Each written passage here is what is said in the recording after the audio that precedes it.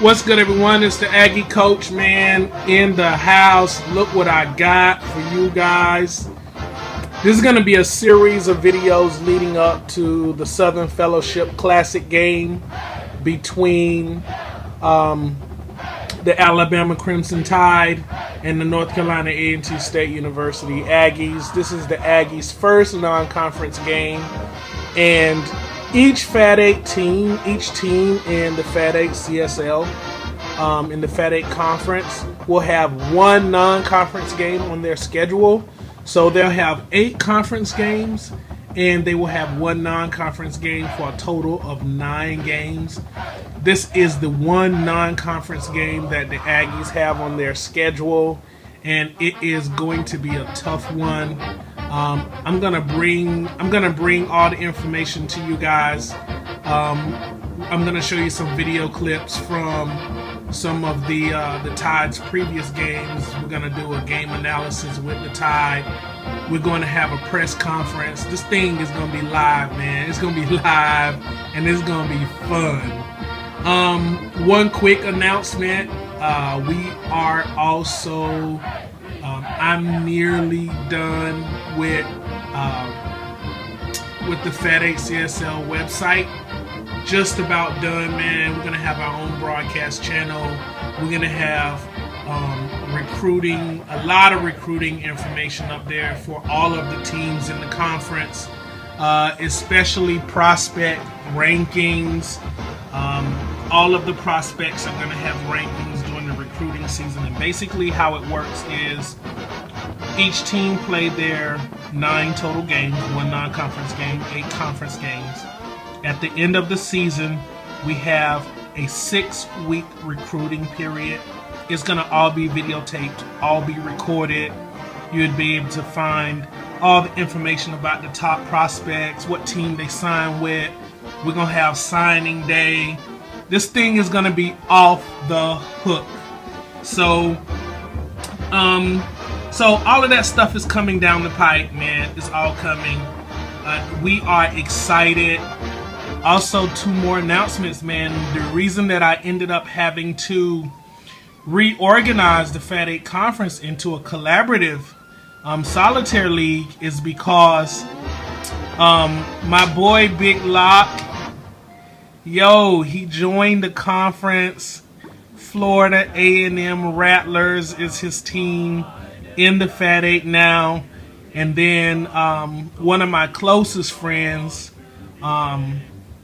Manfred Holmes, a student of mine in Maryland, also joined the conference with Texas A&M. And we have been having so much fun with this thing and enjoying it so much. My father decided that he wanted to get involved, so he's doing South Carolina State. So my father is going to get involved. So we're expanding this thing now. And so it's turned into a collaborative solitaire league, which basically means we're still going to be doing solitaire play because we're staying away from the tournament thing. But each of us will have our teams on our relative schedules, which means when we cross paths, you know what it is. So when we cross paths, that's the way that it's got to be. But other than that, we're going to call the games together. We're going to commentate the games together. We're going to support all the teams. We're not going to be biased just to our team because it's about the whole college experience. So we're enjoying all the teams in the conference. Collectively, we're enjoying all the teams. We're not just focusing on our own team, and that prevents us from becoming overly competitive and things getting out of control. So that's where we are with that, man. It's about the college experience, the love for the game, building and growing the hobby, and having fun. First and foremost, having fun and having fun often. So that's our slogan for the 4-hour league. And so that's where we are. So that's what CSL is, Collaborative Solitaire League. So we're collaborating together, we're building the college experience together, and we're enjoying it together. And that's where we are. So good times, man, good times. So back to the Tide. Big Lock went out and did it. He went out and did it. Coach Saban and Coach Brian are here. You can see the two coaches in the front. We're gonna have a press conference with the coaches.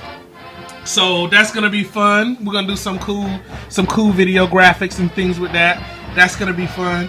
We're gonna talk about strengths and weaknesses of the Tide as we're building up to the game. We're doing a pregame show. We're gonna also do the same thing for the Aggies. We're gonna go back and we're gonna show footage of the Aggies in the pregame show, strengths and weaknesses. We're gonna weigh in, and it will be good for you guys to kind of participate and make this thing more interesting. So let's get on with it, man. The Crimson Tide. Well, what you're looking at here is the offensive line here in the front. Okay, bunch of offensive linemen came on the trip. Looks like we have 8 offensive linemen that came on the trip. And then back here behind the offensive line is 5 wide receivers that came on the trip. Behind them is 3 tight ends that you see back there in the back. Up here are the 3 quarterbacks. We're gonna find out later on who's gonna be starting for the offense for the Tide. And over here behind the coaches, Coach Saban and Coach Brian, you see the 3 fullbacks back here. And behind them, look who came on the road trip. Can you believe it? 6 running backs. The Tide are rolling deep. Now, we had an opportunity to talk with Coach Locke about the Tide and the way that the Tide's offensive scheme is going to flow. And according to Coach Locke, the Tide is going to run a full I. They're going to run 3 backs in the backfield, a power I formation, mostly wide receivers, mostly in motion, avoiding the spread offense. I like one of the things that's unique about the Fat 8 CSL is that every team has a different offense. No one team plays the same. There are no generic offenses. In this conference, you are power I, you are wishbone, you are wing T, you are pistol formation, you are spread formation, you are West Coast, you are pro form. Everybody is different, and that's the way that it has to be. So we keep it really interesting with the way the schemes work.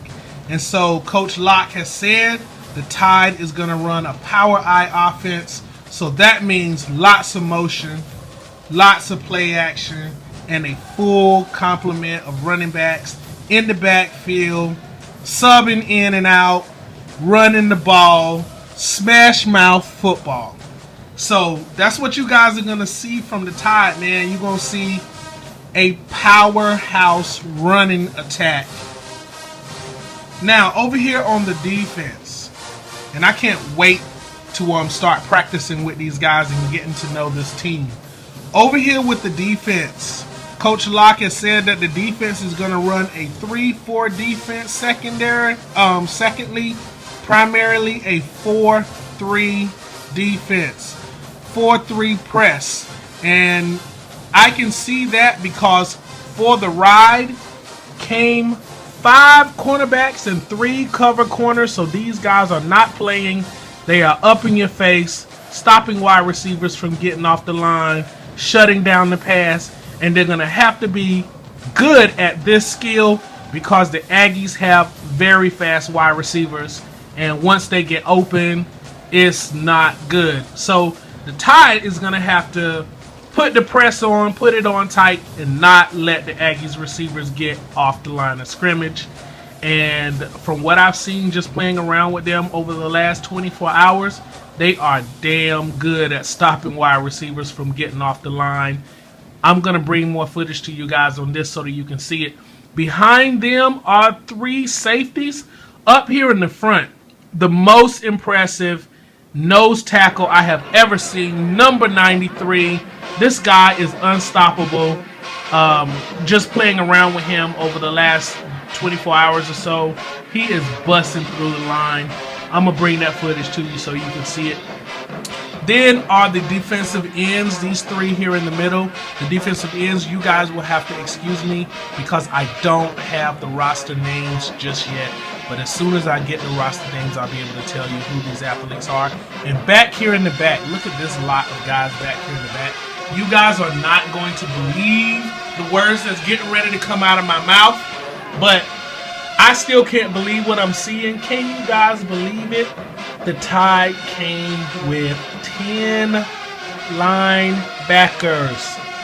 10 linebackers. This is amazing. 10 linebackers. Yo, I can't wait to see how this defense is going to stack up against the Aggies. Against the Aggies' speed. The Aggies is a speed team. The Aggies is going to run a lot of spread, a lot of spreading the defense out, throwing those quick passes, quick slants, quick outs, trying to soften the defense up, and then surprising with that play action, surprising with runs up the middle. So the Tide is going to have to control the line of scrimmage. Well, especially with the Aggies' fast quarterback.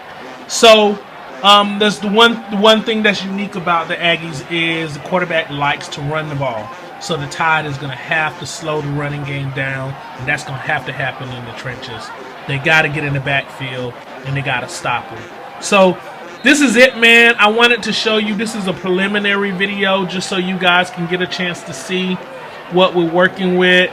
And in the next video, you're going to get to see how well the Tide's defense is.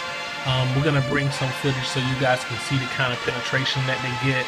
And we're going to weigh them in, man. We're going to weigh them in. The Southern Fellowship Classic, Battle for the Big Cup. It is coming your way in a few days. The Tide are here early, so they have time to train and practice and get ready.